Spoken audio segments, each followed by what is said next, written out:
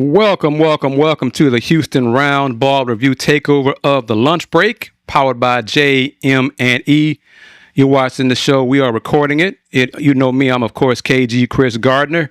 And with me are two of my brothers from the Let's Raid Coogs family. Dayon Dunlap, how you doing, young fella?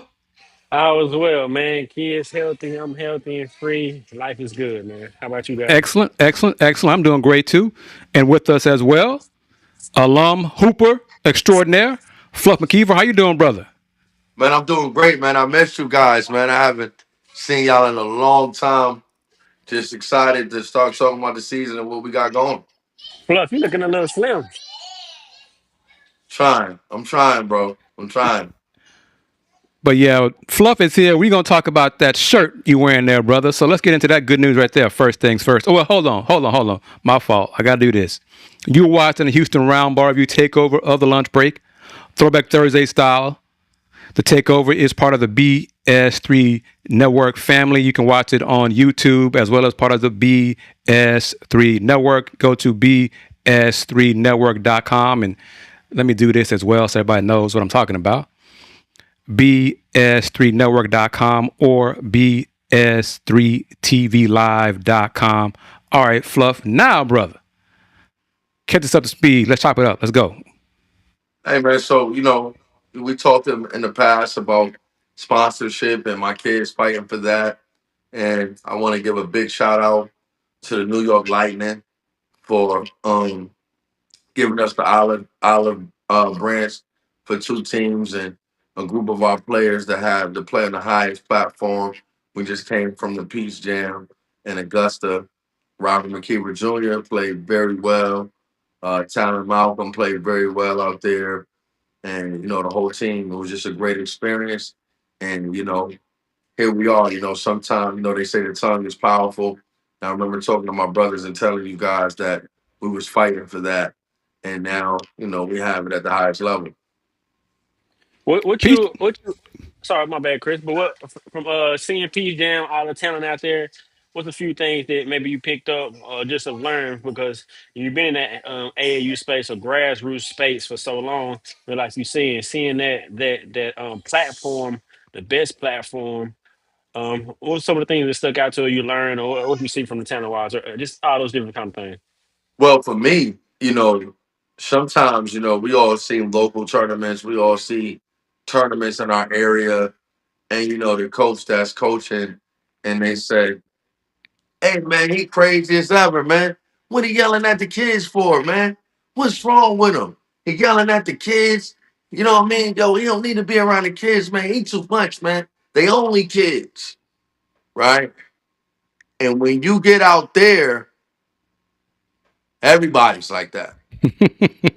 So it's a breath of fresh air, not about yelling at the kids, but But just it's a pushing them, breath of fresh challenging air them. to get out there and know that everybody that's there want the best and the most out of the kids. And that's what was refreshing. And I learned a lot. A lot of those guys are trying to get college jobs. A lot of those guys are trying to move up in their profession and what they're doing. And so am I. And it was great to learn from a lot of those guys out there. And the talent is Yeah. impeccable. And so what team, how old is the team you're coaching right now? So right now at the Peach Jam, I coach the class of 32 team. Next year I'll be coaching the class of 33 team and also assistant coach on the class of 32 team. Um, and that's rising. That's sixth grade and seventh grade team next year. You said little Well, this fluff follow played. this coming up here. You said little fluff played well. How gratifying was for him to step on that stage and be prepared to excel from all the work that y'all put in. Well, to be honest, and dads don't like to admit this, and coaches don't like to admit this, but I found myself being more nervous for him than he was. Sure. I couldn't show him, but man, I was nervous as hell. Not wondering was he at that level, but more of like, man, I just really hope he perform out here at this level. And man, he gave me a look before the game, the first game, like, what's wrong with you? So, you know, I asked him before the game. He always tell me every a favorite quote of his before the game. I always say, "Yo, man, you ready, man? Smoke out here. Yo, it's time to get it. It's another game, Dad. Another day at the office." So, I tell him that on a regular day, and he told me that when we was out there at the Peace Jam, and it was very gratifying. Sometimes when we coaching our kids and we fathering them, we try to hide our joy, but I'm learning to do that more.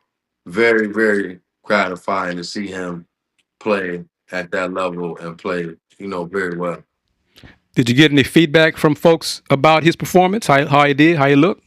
Yeah, a couple of sites posted him. A lot of teams asked for him.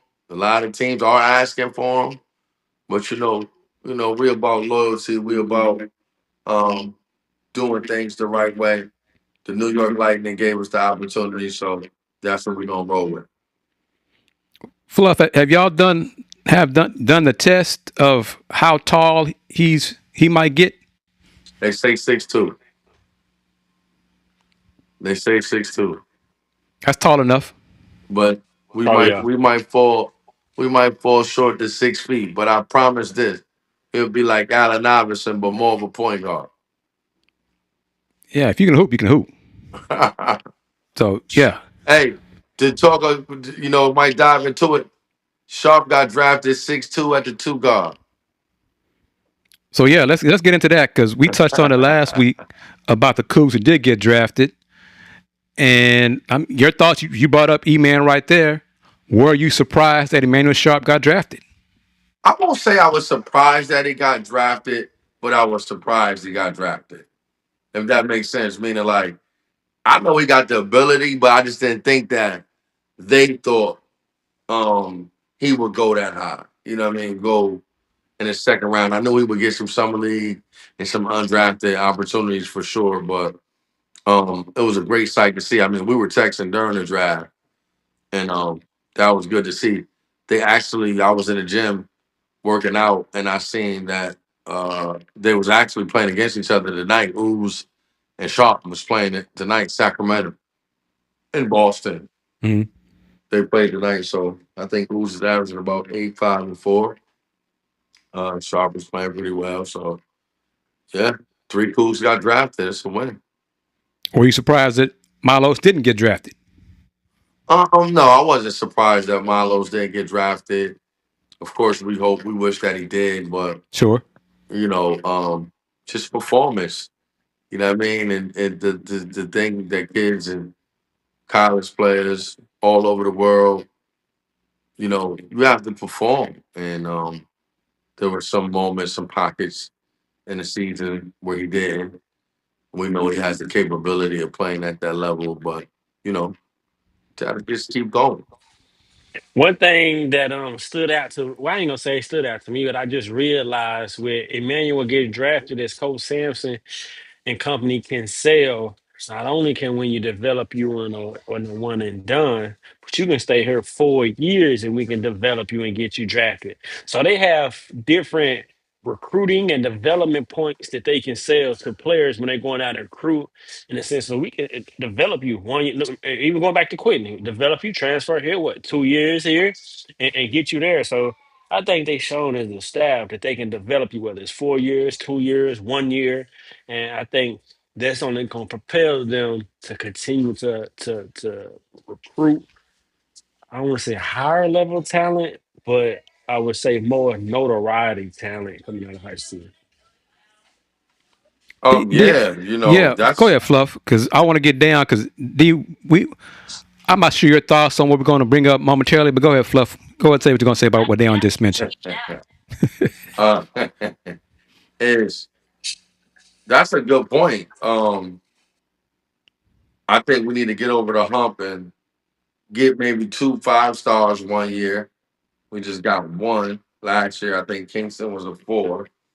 But if we can ever get 2 at a time, that'll Well, be remember great too. Isaiah was a 5 star too, so we had to.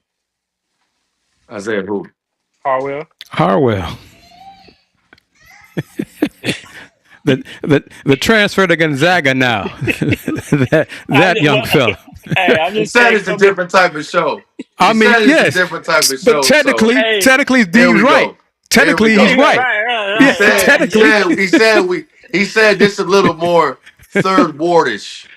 Nah, for Yeah, sure. Okay. for sure. That's what I'm Yeah, saying. I Yeah, didn't. That's my first time on.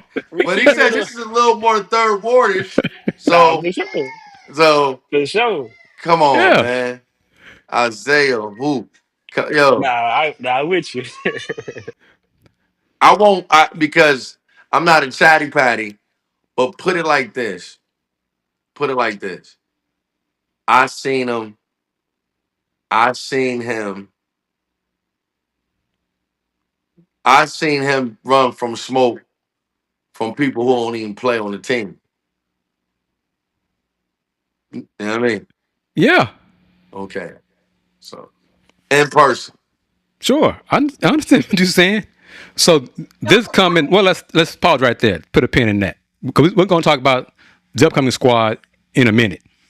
But let's talk about Chris Cenac going late first round, 28. 28. Your Yeah. thoughts on, and give me both sides, your perspective on it, because then I'm going to flip it around to get what y'all think about what I say. Well, I think he should have came back to school when we was doing the podcast earlier in the year. And we go back to the shows. I might have said it 15 times that he need to come back to school. Right. So, it's two sides to it. If he wants the money, do we have a number? For 28? No. Do we have a number of what he wanted to come back? Oh, Ballpark?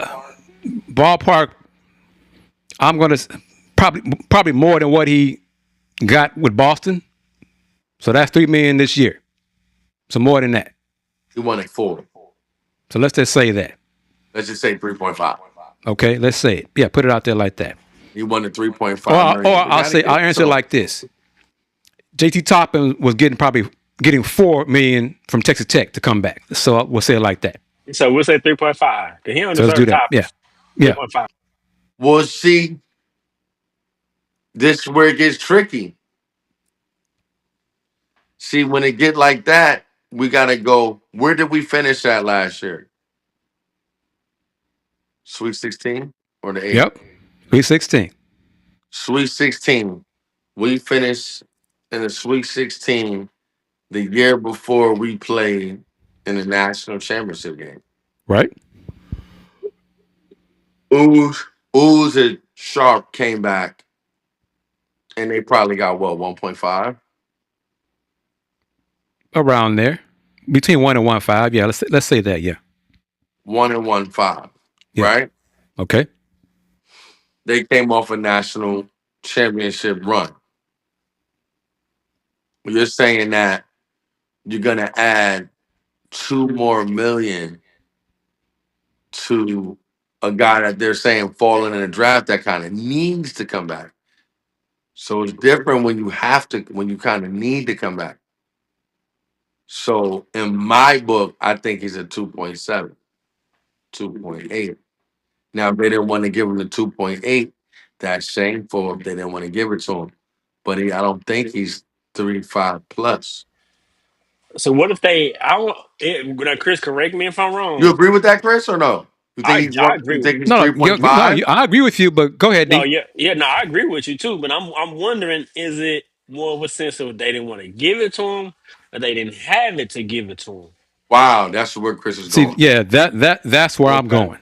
Okay. Is didn't have it Okay. because everybody heard Coach Sampson say it. He had to walk it back, saying when he first said, he said we're poor.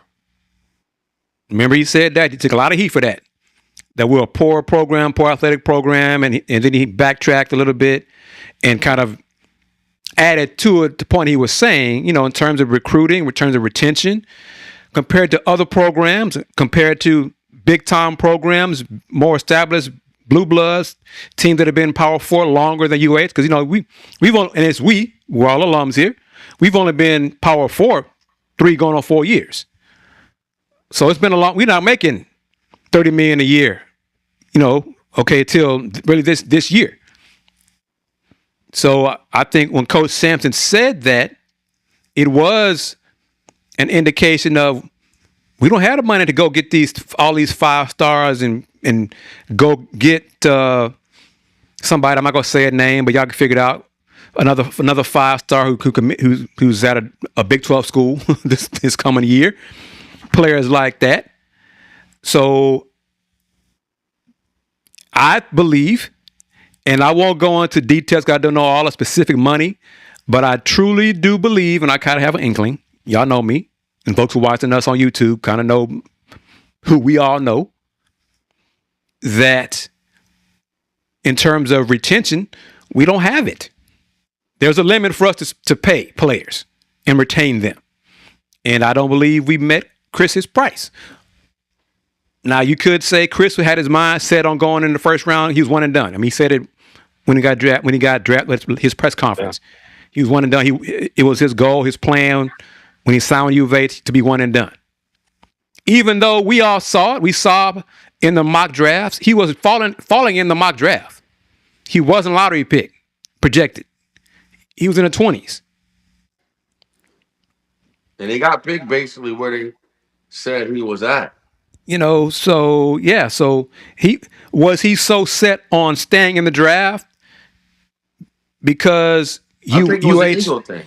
Was it ego thing, or partially. Was it they weren't going to meet his price? They couldn't meet his price. I think it's a little bit of both, honestly. See, that's the thing. Yeah, I think it's a little bit of both. But I think if you come with the money, and I'm just thinking, I don't know, I hadn't spoke to him, but like you said, I think he did have that mindset. I'm one and done. I'm the number one center coming in. Kingston came in. He going out. I want to go out.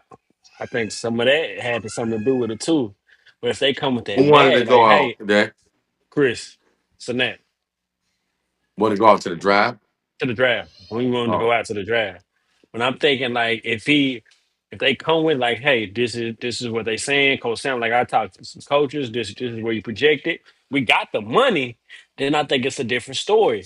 Cause I remember watching when they was going on their I don't want to say tour, but different places talking to alums about trying to get them to reach out money. He mentioned the budget of UConn and a couple other schools and how much they spend. He was right. like, we want to win the national title. I'm paraphrasing, do we? but we don't have that money.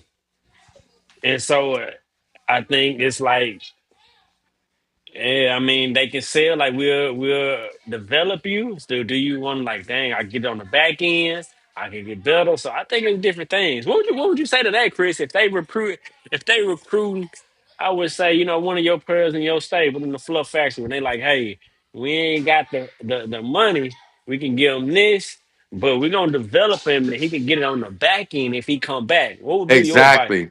Okay. See, that's Fluff's point. Go ahead, Fluff. That's my point is if it's my son, I'm saying we're gonna take less to where we're already comfortable. But we don't have to learn new positions. We don't have to really learn new plays. Yeah. So I'm gonna take the less, and now all the scouts are kind of coming here like just for me, and I'm gonna take that route and then become a wealthy man in the difference of maybe 11 months. I And agree. I, we're not criticizing Chris for his Nah. choice, not at all. I think it could be ego part of it. He wanted to stay, be one and done. But I think it is like Dan kind of said. I think it's a little bit of both. If all things been equal and the money was near their price or whatever, then maybe he would have said, "Hey, yeah, I'm going to come back," because he could have him. Now, of course, it would have changed recruiting. Else it probably would have, that would have impacted Dorico Gillespie. He probably would not have come in. Would have trickled down to the rest of the roster. But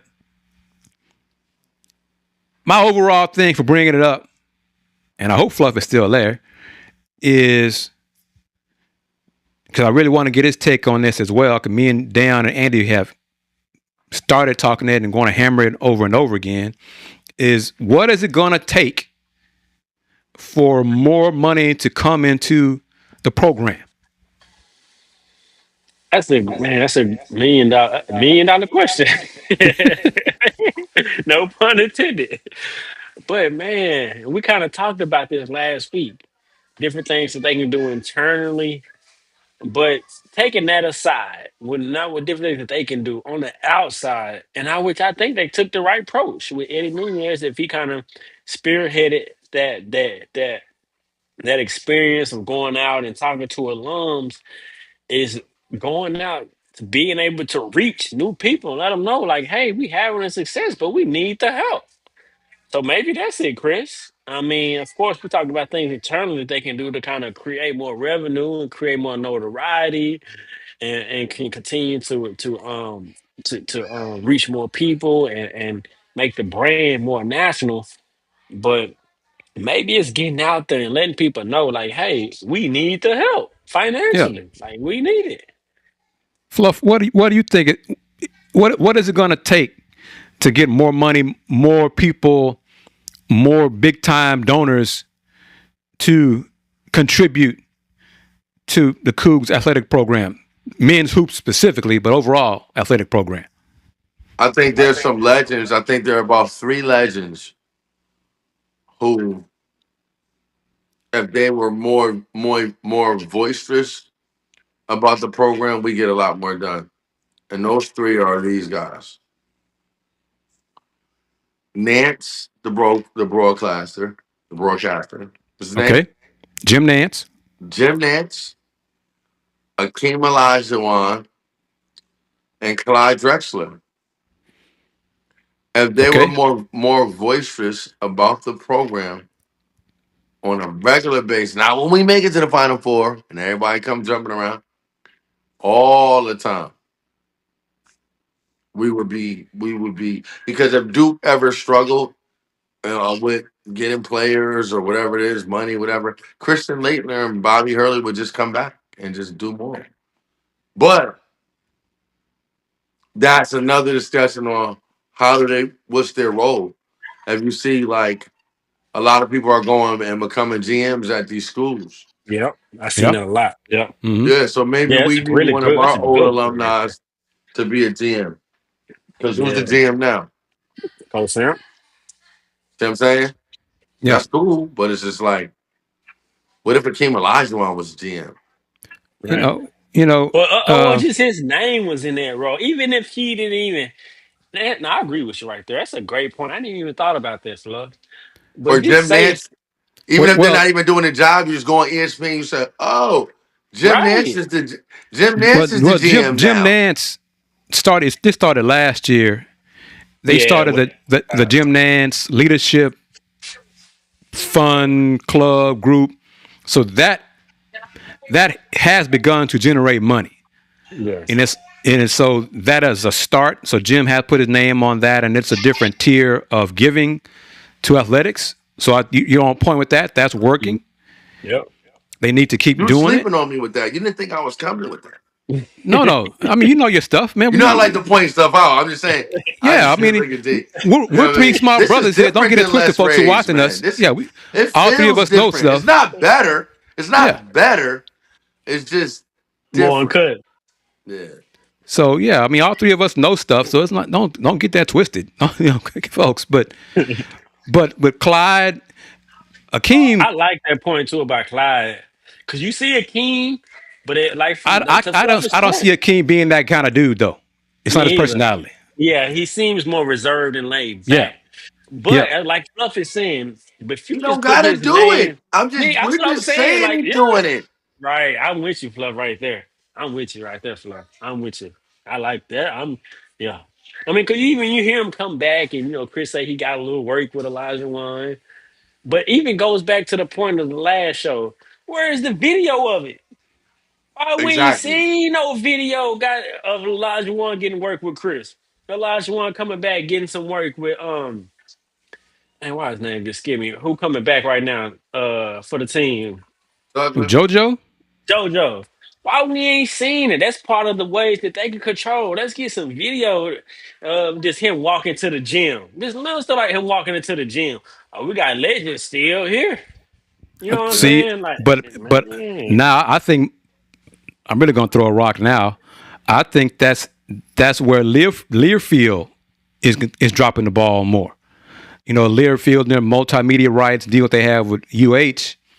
They're controlling content so much, and what we think, I'm not going to speak for y'all. What I think, doing a piss poor job of providing content, providing behind the scenes looks for fans to see what's going on, to Okay, see hold on. legends coming back. You know, Explain that to me, Chris, right there, because you threw me for a loop right there. Now I'm with you. I ain't disagreeing, but you just enlightened You me with got on a something. roller coaster and you shook Yeah, him well, and you enlightened yeah, me. Now got this on the Learfield, roller now coaster you and started teaching. shaking around like Yeah, this. what yeah, they doing then? Learfield is a multimedia rights company. Okay. So they're in charge of bringing in sponsorship dollars, supposedly. I say that because they've been around 20 plus years with UH's partnership, but I couldn't tell. I mean, I don't see the return on investment that they are bringing to the program. But in terms of video, social media content, they're the people that put a limit on how the minutes we can provide from press conferences. You know, when it's 4 minutes from football, basketball, they're the ones who say we can't go beyond that. They're the ones who reach out and slap us on the hand, say, oh, you know, that's too long, or your video's too long on YouTube. You got to take it down. You got to shorten it under 4 minutes. Yeah, they're the Oh, ones who really? did that, or not did that, are doing that. So they're, I think, more and more, I'm going to start talking about them rather than Yeah, UH marketing specifically. we got to put You their know, feet to the fire. I like that, Chris, because if they doing that, they not doing enough. because True. Andy kind of touched on a little bit last week, and you know, when he said about content and limiting content, that's what he kind of meant. Okay. He didn't, yeah. Okay. Okay. So, and that's been around like 2 or 3 years. That 4 minutes, and it's total. So if Is you're like, that the if company you're that controls the radio broadcast? yes, so yeah, if you're a Mm. football practice, and if you record Coach Fritz, you record talking to players, interview players for that day, you are limited to 4 minutes total of content you can provide Yeah, it as a sounds media like outlet. they doing more bad than good in limiting the school to be able to expand and reach more people, especially from the media, because it's in the age we in right now. So It's yeah, the media. that's why I really think so. Now that's on us limiting the media what they can do. I hope that's not the same thing with the teams, but based on what we see on Instagram, on Twitter, on YouTube, it makes you wonder because there's not a lot of behind the scenes content, you Yeah. know, with workouts and stuff. If alums are coming back, that's a fail. You're dropping the ball. You know, if we can't show it, then y'all show it. Damn. I mean, Yeah. because Somebody. why can't we show it if you're not going to show it? Especially if it's our camera, our handheld camera, our phone, whatever. We're recording it ourselves, but no, you still can't go beyond 4 minutes. What the hell? Make that make sense. It's probably more about control. It's control, but if you're going to control it, then you need to fill in the gap. They need to fill in the gap Hmm. and provide that content. Yep. Don't just tell It just us, provides the broadcast. you know, then y'all, if y'all are going to tell us we can't do it, then y'all do it. Y'all show the content. Y'all provide all the clips, the five. Y'all go 10, 15, 20 minutes. If we can only go 4, make that make sense, man. But real quick, brothers, I got to do this. Bottom of the hour. I'm going to play the promo spot for BS3, and we will be back in 90 seconds. But you are watching the Houston Roundball Review takeover of the lunch break Throwback Thursday style. The Takeover is powered by JM&E. You're watching on YouTube at the Houston Roundball Review channel, and we're also part of the BS3 Network. Me, Dayon, and Fluff will be back in 90 seconds.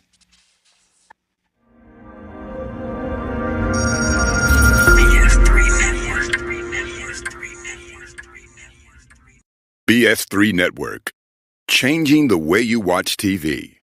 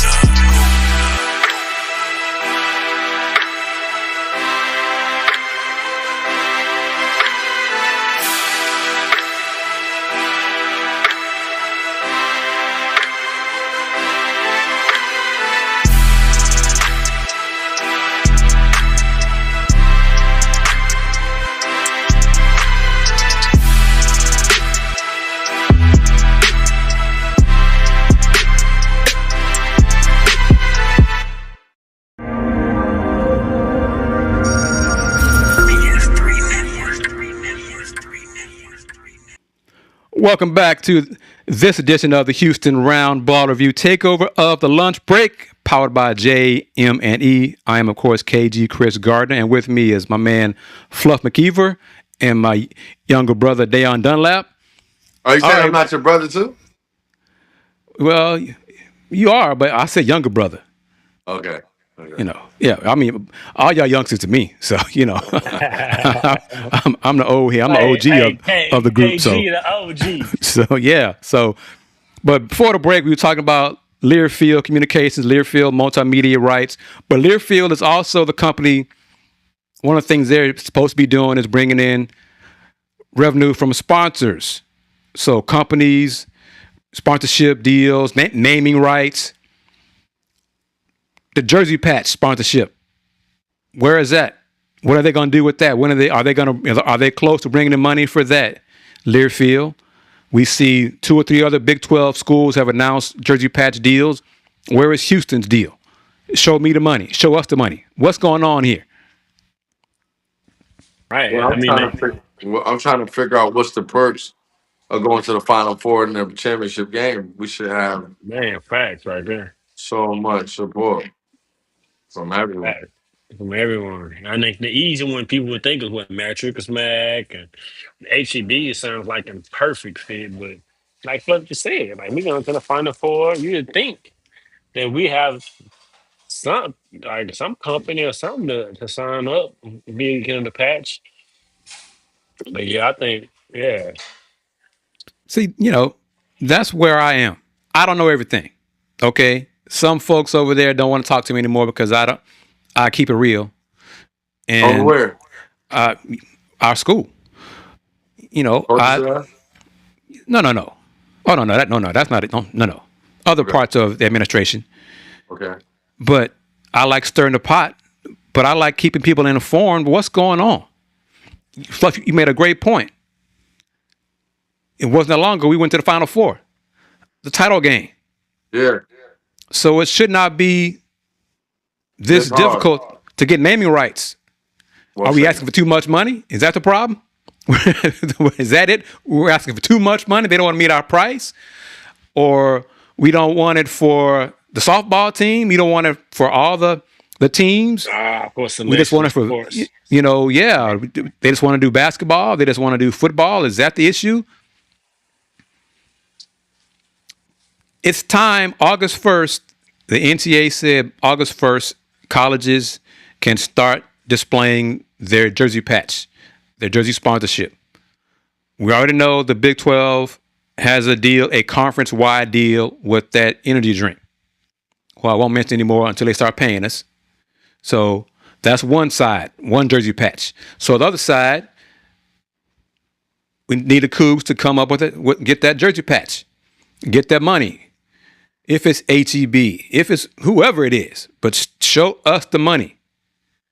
We got 15 days to announce a jersey patch sponsorship. And maybe it's going to happen Friday. Maybe it's going to happen next week, but it needs to happen. When I'm looking at little old McNeese State announced a jersey patch deal with the football team. You know, BYU got a deal. Colorado has a deal. Kansas has a big deal with a crypto company, which don't want UH to do that. Don't do crypto. But come on, Learfield, come on, people in charge at UH, get it done. Start bringing in some money. Learfield. What's that? You said Larry who? No, Learfield and money. Eddie Nunez, all those people. I just Googled Learfield IMG Network. They say $2 billion. So they got a lot of companies, a lot of colleges that they work with. Okay. But I was shocked to see that they have been with UH 20 years. Damn. 20 years? Where's the money? Where's the return on investment for that 20-year partnership? Where does the revenue from the game go? And the deal that they announced last January, as in 2025, was an extension to what, 2031, something like that, 2031, 32, something like that. So Houston renewed the partnership. 20 years, what have they done? I mean, it was there when I was there. You know I'm old. Oh, yeah. You know, and naming rights for the stadium. Where's that? What happened to that? Yeah. I hope to get some answers. I have put on, I made some inquiries. Hopefully I get some answers. May have to do some, interviews one-on-one, off the record, whatever. But because, fellas, we are now in the Big 12. We are now in a Power 4 conference. It wasn't that long ago when we were in the national championship basketball game. We are in, the third or fourth largest city in the country. So what's the deal? What's the holdup for bringing in more dollars from corporations to the program? I think only they know. I think it's way. See, that's the deal. It's a mystery. Only they know, but we need to start asking more questions. I agree. We media, we as alums need to start asking questions. What's going on here? Right. I think you own to something, Chris, with what's going on with their deal with IMG. Yeah. And I think you own to something with that. And what are they investing? I'm sure some Eddie Nunez and staff is looking into. I think, and because that's before his team, I'm sure, right? Yeah, he's been here 2-3 years? I think 3 years in August. I think. So he was here. I mean, wasn't there before they renewed it, or was he there before they renewed it? No, he was here. They renewed it January of 25. So he's part of the renewal. Part of the renewal. So I'm sure. I'm not gonna say I'm sure, but they might have told him we're gonna make this renewal. Right. Yeah. Could have been. So, mm-hmm. And we've been having these partners for so long, and which maybe he like, okay. That's an interview that I'm sure to get some answers. You on him, Chris, right there. So, and Learfield, they have staff on campus. They're on site now. Oh wow. Yeah. So, I mean, and I'm bringing all this stuff up from a position of curiosity, but love for my school. Right. How can we do better? Yes. How can we do better? I want us to shine. Wow. I want us to excel in everything. So if there is a part missing, if there's a disconnect, let's figure it out. Thank you. Let's figure it out. I'm not trying to get people in trouble. I'm not trying to get people fired. I'm trying to get more money for our program. That's what I'm trying to do. So, is it going to be from Jumpman? Can Jumpman provide more money for all of athletics for Houston? there are some alums who are billionaires. Well, one in particular, but part of Who? it from a wealthy family. She got Who is that? her lawyer's whatever it is degree from here, from UH. Miss Randa Duncan Williams. The Duncan family is wealthy. Like everybody who's an adult Duncan is a billionaire. It's just a question of what level of billionaire they have. But there are people who maybe not be billionaires, but they have hundreds of millions of dollars of wealth who are alums. We got to talk to these folks. We got to get this done. Yeah. Where is our Cody Campbell besides Tilman Fertitta? Mm-hmm. You know, and what happened to? Because both of us said it a little while ago, like probably a year ago. We were told. I was told this. I think you said it too. That the checkbook was going to open up again Yeah. Yeah. from Fertitta's. What happened to that? Mm-hmm. Yeah, I think he got it. I ain't gonna check it, speak his pockets, but I'm seeing he got his hands a little bit of everything, bringing back the comments. So I'm sure he like, damn, y'all leaning on me so much, like Yeah, let's go get so. somebody else. Right, where they at? Yeah. So that's where I am, and that's what I want. I don't want Coach Sampson or Coach Fritz or baseball coach Davis, anybody else to say we're poor athletically. We're poor. I want to get to that point where we joke about it. Fluff and me and Dan and Andy be like, remember this? Remember we Yeah. were joking about how poor we used to be? Look at us now, man. We just like telling kids, name your price. What you want? Come on over here. Is it all you want? Come on through. Come on through. Or when little Fluff ready and Fluff say, hey, I'm an alum and all, but don't get it twisted. I said Chris was saying if they get that money right, oh his went out. But man, I think you're right on it, Chris. I think what does it take? Because Fluff said like, what does it take from this winning we getting into? Like you get on a national stage basketball wise, but how can you take that and then equate that to expand or to even to bring in more revenue? That's what we're talking about here, Right. not only from basketball, from all sports. And you got the city we in. Like, what can man? That's a $1 million question. We ain't got the answer. I mean, we can look at different things that they can do, but that's why you hire Eddie Nunez. I think he got a. I ain't gonna say it's just him. Eddie Nunez and staff, the partners, with everybody combined together. But that's the And question you got to ask. here's a final note. We talked about this. Me, you, and Bryce talked about this months ago. Football team coming off a 10-win year, coming off beating LSU in the bowl game. Where's Mhm. the promotion? Where the marketing? Where the Man, billboards? Where's man, the the motivation to get people to buy tickets? season That's ticket. football. Football makes the college landscape go around, right? Everything go around. Yep. So what are we doing? And who is that? Learfield? Is that See, the marketing? What is it? see that aspect of it right there.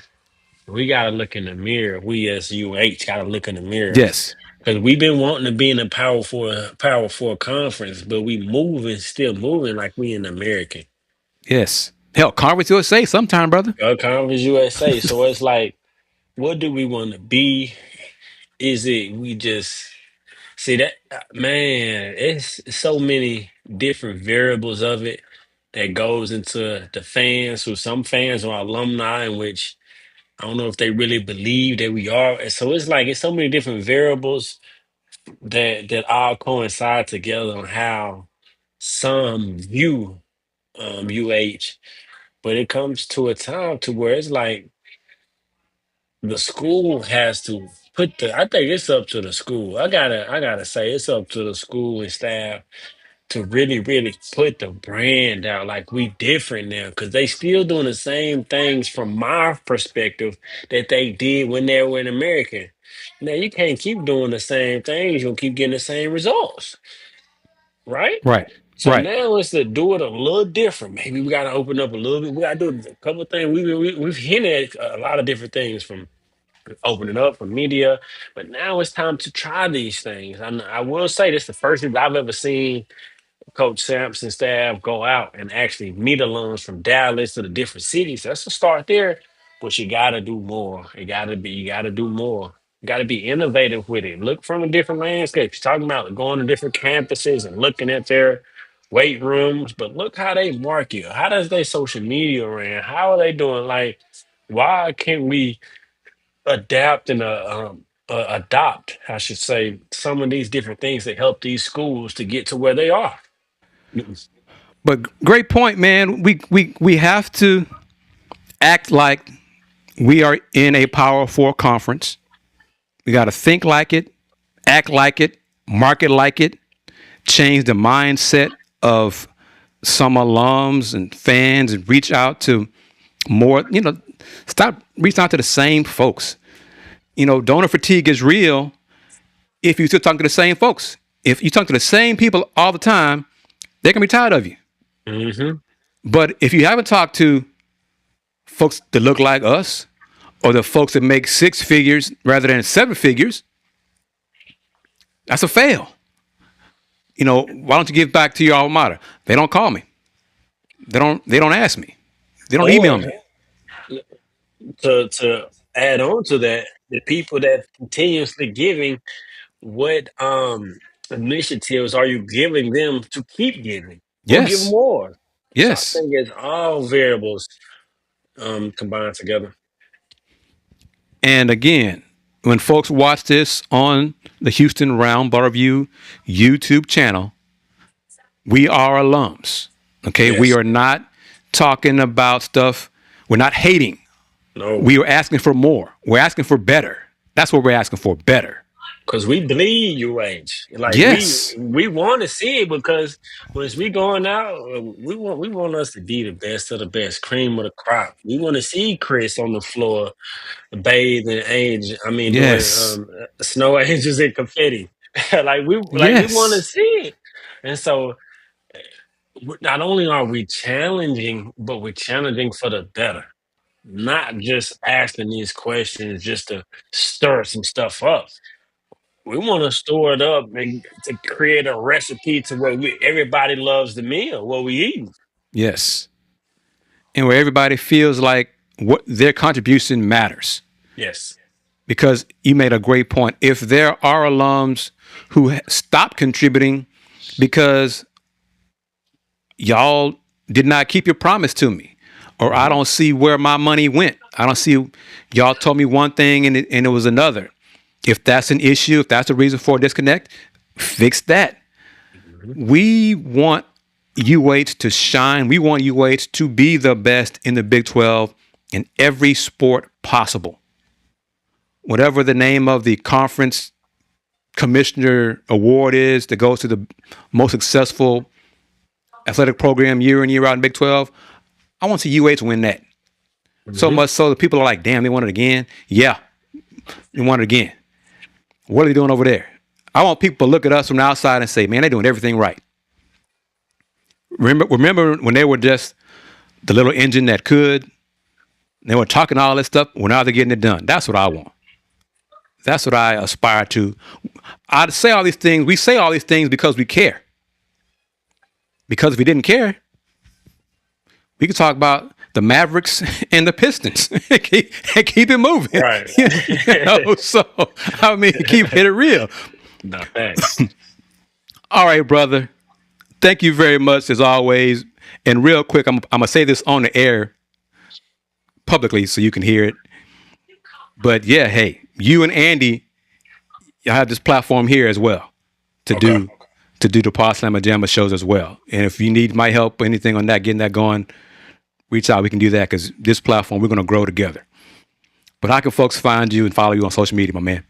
And you can follow me on all social media platforms at Dayon Dunlap. That's DAYON DUNLAP. Also, Pod Slammer Jamma. That's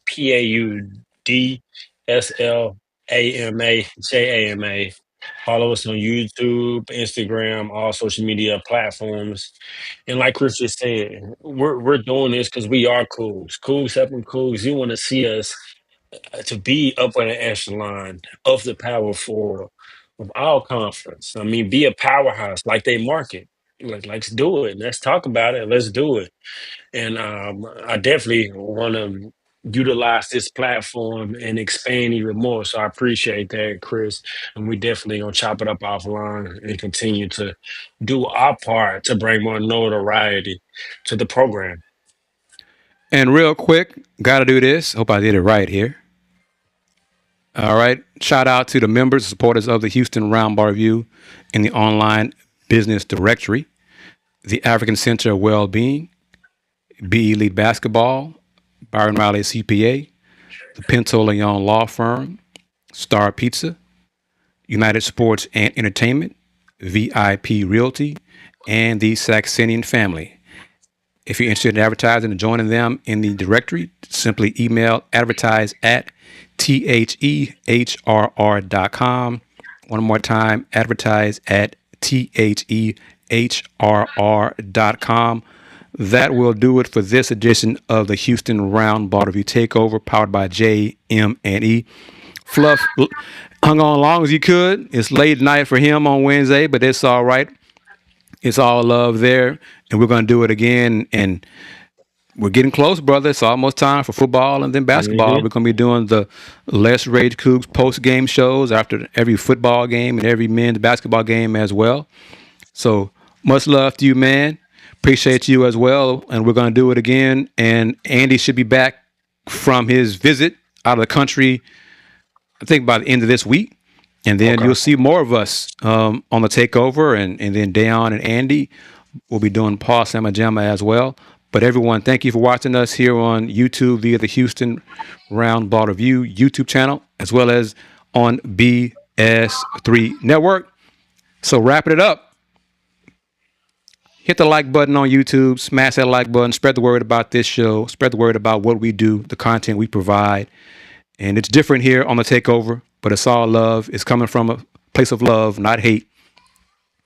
And in conclusion, since 1994, the Houston Roundball Review, local name, global perspective. Everybody take care. Peace.